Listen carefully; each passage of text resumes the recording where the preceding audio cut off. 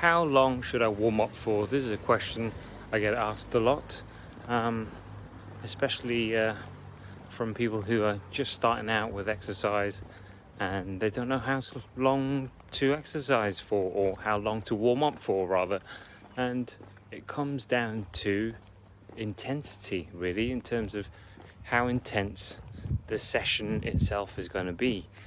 So if, say, you're going to go and do 100-meter sprint or something, right, where you're going to be working at your max effort only for, I don't know, world record pace is going to be 9 point whatever seconds, but for us mere mortals it's going to be, I don't know, 15, 20, 30 seconds of top max effort.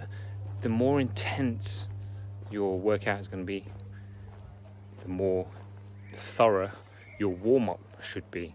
Okay, so use that as the rule of thumb. If you're going to have a really intense workout, then you want a really thorough warm-up.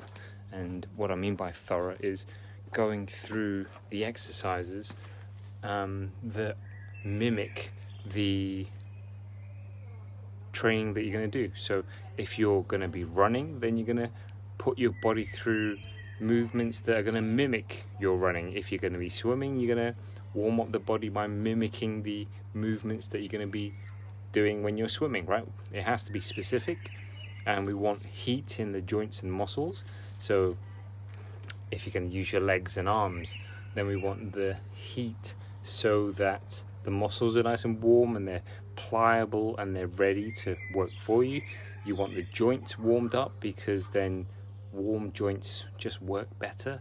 In terms of the joints, most of your joints are going to be what's called synovial joints, whereby there's like a fluid, like a capsule of fluid that wraps the joint, and you want ultimately for the joint to be nice and lubed, so to speak. And when you're cold, when you're at rest, that liquid, that synovial fluid it's called, tends to be quite thick, whereas when you warm it up, it tends to be kind of like heating up fat, like from room temperature to hotter, right? And as you raise the temperature of fat, it generally becomes closer and closer to liquid form, and therefore it's going to help lubricate most of your joints around your knees and your hips and everywhere else, and ultimately mean that your running is easier, is smoother. Okay, you wouldn't start up an F1 car. I know that you're not a car, but analogy wise, you wouldn't start up a car and then go flat out with it. You would warm it up as you would your own body, right? So get with the rule of thumb of the longer and the harder, or rather the shorter and more intense the workout that you're going to do, the more thorough and the longer you're going to have to warm up. So if we look at a 100-meter sprinter, they're going to be warming up for the best part of an hour or so, for that literally 10 seconds of effort. Whereas if you're going to be running, or if you're going to be working at a lot lower intensity, then you don't need as much of a intense and thorough warm-up, because you're going to get that benefit, and it's not so much of a stress and an impact on the body. Okay, the more stress and pressure that there's going to be in your main workout, the more thorough your warm-up needs to be. Okay, so take that as the rule of thumb. So it's not really any set number in terms of time, but you want to just be happy that your whole body's warm. You want to be happy that your muscles are ready.